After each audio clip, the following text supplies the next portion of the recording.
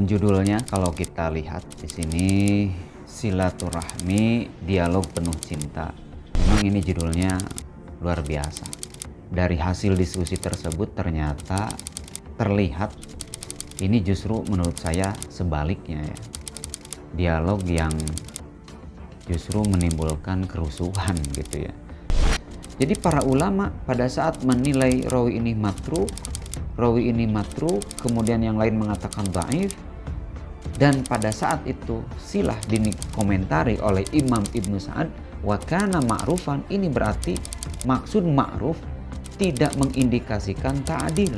Kan harusnya ini di pihak salafi ya, harusnya menanggapi hadis itu gitu ya. Harusnya menanggapi hadis itu.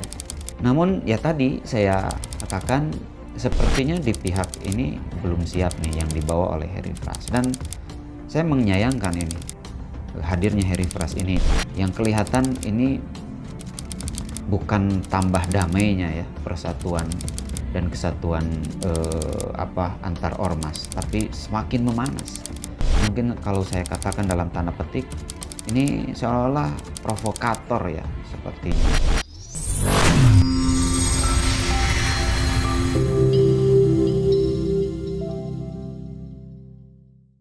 Nah, Iwan semua, sebagaimana yang saya katakan, saya ingin sedikit mengulas tentang asar Ibnu Umar. Yang mungkin juga sebenarnya ini ulasan ini sudah ada dari beberapa para asatidz dan sebagainya. Namun di klinik hadis ini saya ingin mungkin lebih dalam ya kita kaji dan di mana titik-titik kelemahannya yang nanti kita tarik ulur lebih tepatnya ini kelemahannya dari mana, karena kebanyakan asar ini lebih fokus kepada kelemahan Malik Ad-Dar ini. Nah, apakah benar seperti itu? Hanya kebenaran milik Allah tentunya, tapi dalam studi ilmiah kita melihat mana argumen yang lebih kuat. Apakah Malik Ad-Dar ini memang sebagai terdakwanya ya, seperti itu, atau mungkin ada celah-celah yang lain. Nah, Iwan semua, dalam bedah hadis ini kita lihat dulu narasinya. Di sini qala Malik Ad-Dar asoban nas koh fi zaman Umar faja'a rajulun dan sebagainya. Ini sudah mudah dilacak dan sudah bisa kita baca di Google, juga bisa dicari. Kita langsung ke artinya. Pada zaman kekhalifahan Umar ibnu Khattab, manusia itu ditimpa kemarau yang panjang. Maka seorang lelaki pergi ke kuburan Rasulullah SAW lalu berkata, "Wahai Rasulullah, mintalah kepada Allah agar menurunkan hujan kepada umatmu karena mereka semua telah menderita." Maka Rasulullah datang dalam tidurnya. Jadi ini pergi ke kuburan, ya inilah yang diperdebatkan, tabaruk ini. Nah, Iwan semua, itu asar yang diperdebatkan, yang ketika tadi dari pihak kedua ya Gus Ajir dan rekannya itu ketika memaparkan dasar-dasar dalilnya, sebenarnya itu sudah jadi dalil ya, justru harusnya ditanggapi. Nah, apabila kita lihat Ikhwan semua, ini sanad ini ya atau asar ini, apabila kita lihat hasil takhrij, ini semuanya bertumpu pada Abu Muawiyah, dari Imam Al-A'mas, dari Abu Salih, dari Malik Ad-Dar, kemudian menyandarkan ke Umar bin Khattab dari Rasulullah. Jadi jalur ini semuanya jalur tunggal. Walaupun diriwayatkan oleh beberapa imam, tapi semuanya bermuara dari Imam Al-A'mas, Abu Salih, Malik Ad-Dar, Umar bin Khattab, dan tentunya ini ijtihad Umar yang kalau sanad ini sahih, ini sandarannya ke Rasulullah SAW. Nah, dari jalur ini di klinik hadis ya, di klinik hadis ini Ikhwan semua, ada 4 catatan yang menurut kami dalam penelitian di klinik hadis ini ada 4 cacat asar Malik Ad-Dar ini ya. Yang pertama di sini tadlisnya Imam Al-A'mash. Imam Al-A'mash ini Sulaiman bin Mihran. Jadi Sulaiman ini seorang rawi sikoh betul. Namun kenapa cacat? Kami memahami di sini ada kelemahan karena Imam Al-A'mash itu adalah seorang rawi mudallis ya. Artinya kalau kita lihat ya di sini tadlis Nah ini Imam A'mas, banyak komentar bagus ya dari Imam Ibnu Mahdi, Abdurrahman bin Mahdi, bahwa dia itu seorang siqah ya, yuhtaju bihadithi. Kemudian Imam An-Nasai menilai thiqatun sabtun. Al-Imam Al-Ijli kana thiqah sabtan fil hadis wa kana muhaddisa ahlil Kufah fi zamani. Wah ini kan bagus ya.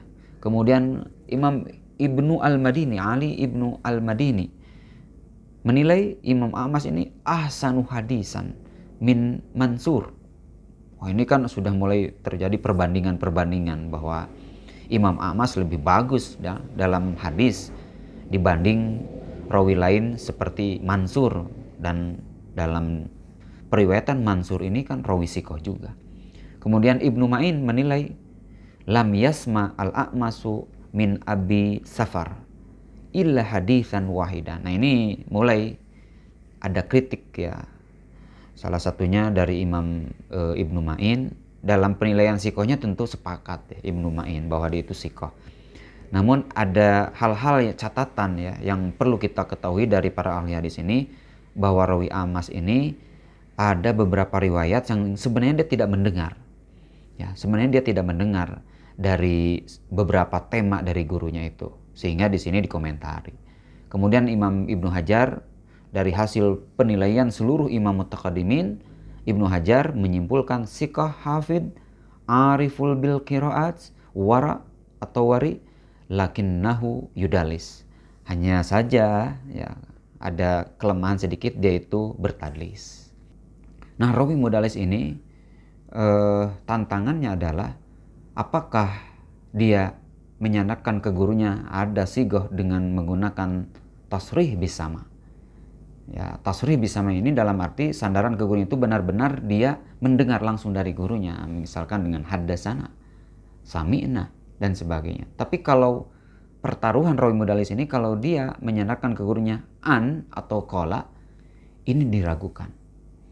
Penelitian kami mengatakan bahwa Imam Al-A'mas ini tidak ada satupun ya rawi ini menyandarkan dari Abu Salih dengan sigohnya tasrih bisama. Semuanya an, dalam arti dia beran-anah kepada gurunya yaitu Abu Salih. Nah Abu Salih ini sikoh ya, salihul hadis, kemudian sikotun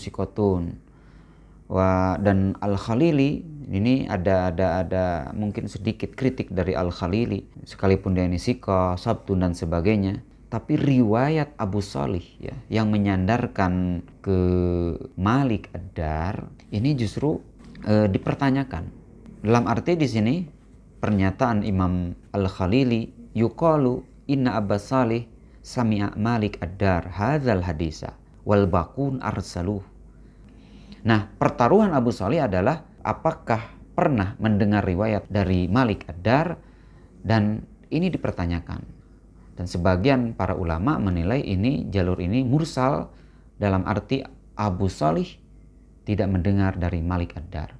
Tapi ini juga bisa jadi hadis ini atau asar ini adalah mudalas, sebagaimana yang kami nyatakan tadi dari seorang rawi yang namanya Imam Al-A'mas. Karena Imam Al-A'mas seorang rawi mudalis, dan dalam periwayatan ini dia tidak ada satupun di jalurnya yang menyandarkan ke Abu Salih dengan tasrih bisama. Berikutnya Iwan semua, yang ketiga adalah, nah ini yang banyak dipertanyakan, majhulnya Malik Ad-Dar. Di sini banyak yang banyak dikomentarinya justru di sini ya. Malik Ad-Dar atau Malik bin Iyad Ad-Dar, yarwi an Umar bin Khattab, rawa anhu Abu Salih wa kana maula dan sebagainya.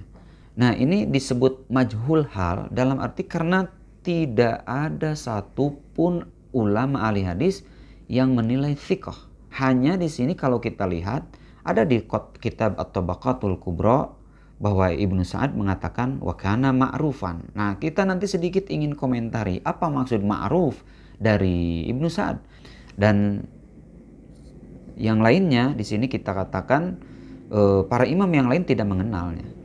Dalam kitab Al-Jarh wa Ta'dil, Malik Ad-Dar dan sebagainya disebutkan di sini radhiyallahu anhu rawa anhu Abu Salih As-Sam'an sami'tu abi yaqul dzalik. Nah, dalam jarh ta'dil ini biasanya kalau tidak disebutkan komentar-komentar ini biasanya ini Abu Hatim menilai ini majhul. Dalam arti Malik Ad-Dar ini ta'dilnya diperbincangkan Ikhwan semua. Namun kita ingin tahu dulu tadi apa maksud ma'ruf. Misalkan ini gaya Ibnu Sa'ad ya. Ibnu Sa'ad, saya ambil contoh Ikhwan semua. Di sini Imam Ibnu Sa'ad pada saat menilai Silah bin Sulaiman, itu kan dalam kitab Tabaqahnya dinilai oleh Ibnu Sa'ad wa kana ma'rufan. Artinya ini sama sekali, sama persis ya. Artinya ini sama persis dengan penilaian Imam Ibnu Sa'ad kepada Malik Ad-Dar. Komentar-komentar ulama lain tentang silah di sini kita melihat Yahya menilai dhaif, Imam An-Nasai menilai matruk, ya, Imam Ad-Daraqutni juga menilai matruk. Jadi para ulama pada saat menilai rawi ini matruk, kemudian yang lain mengatakan dhaif, dan pada saat itu silah dikomentari oleh Imam Ibnu Sa'ad wa kana ma'rufan, ini berarti maksud ma'ruf tidak mengindikasikan ta'dil. Ya, bukan maksudnya bahwa rawi ini dikenal. Dalam arti ketika dikenal, oh ini berarti ta'dil. Tidak berarti seperti itu. Sehingga ma'rufnya Imam Ibnu Sa'ad kepada Malik Ad-Dar itu tidak ada peran sama sekali. Misalkan Imam Ibnu Hibban ya, Imam Ibnu Hibban. Kalau Imam Ibnu Hibban juga memasukkan pada kitab As-Siqat. Nah, ini kita komentari juga. Ada sebagian yang menilai bahwa Malik Ad-Dar itu ya siqah karena Imam Ibnu Hibban memasukkan Malik bin Iyad ini, Malik Ad-Dar ini di kitabnya Siqatnya. Dan perlu kita ketahui, rawi-rawi yang masuk pada kitab As-Siqat di kitabnya Ibnu Hibban itu tidak berarti rawi-rawi itu benar-benar siqah.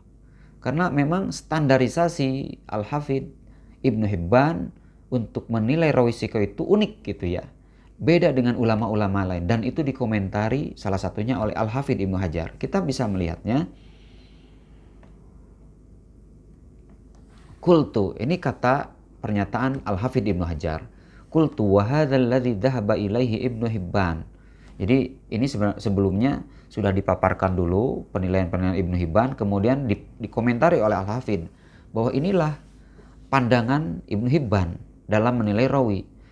Min annar rajul idzan tafat jahalah, ya, apabila jahalahnya hilang, ya, jahalatul ainuhu, jahalah ainnya sudah hilang, dalam arti majhul ain itu dikatakan sudah jatuh, sudah bukan majhul ain lagi, minimal ada dua rawi yang meriwayatkan.